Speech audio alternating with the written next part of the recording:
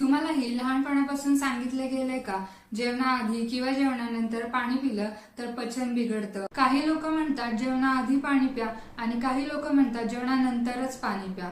मग नक्की खरं काय आहे? कधी पाणी पिल्याने शरीराला सर्वाधिक फायदा होतो? चला आज या व्हिडिओमध्ये आपण या मागचं विज्ञान समजून घेऊयात. जेवणाआधी पाणी पिण्याचे काय फायदे आहेत?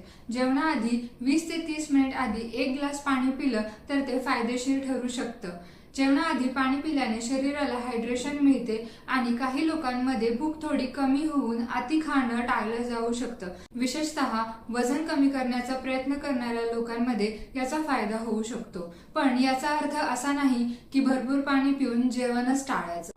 जेवताना पाणी पिलं तर पचन बिघडते का? तर नाही. हा सगळ्यात मोठा गैरसमज आहे. अनेक लोकांना असं वाटतं की जेवताना पाणी पिलं तर पोटातील ऍसिड लेवल्स म्हणजेच पाचक अग्नी कमी होईल आणि पचन बिघडेल. पण असं नाही. जेवताना थोड्या प्रमाणात पाणी पिलं तर अन्न मऊ होण्यास मदत होते आणि ते पोटातून पुढे जाणं सोपं होतं.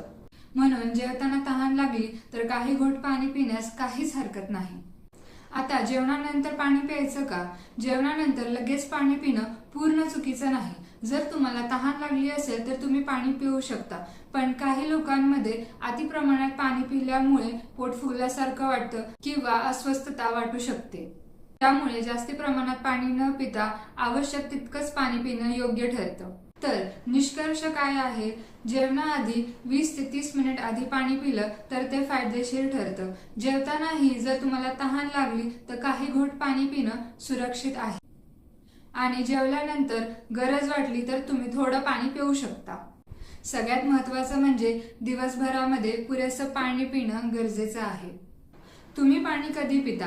जेवणाआधी, जेवताना की जेवणानंतर? तुमचं उत्तर कमेंटमध्ये नक्की सांगा. अशाच आरोग्यविषयक माहितीसाठी चॅनलला सबस्क्राईब करा आणि व्हिडिओ शेअर करायला विसरू नका. धन्यवाद.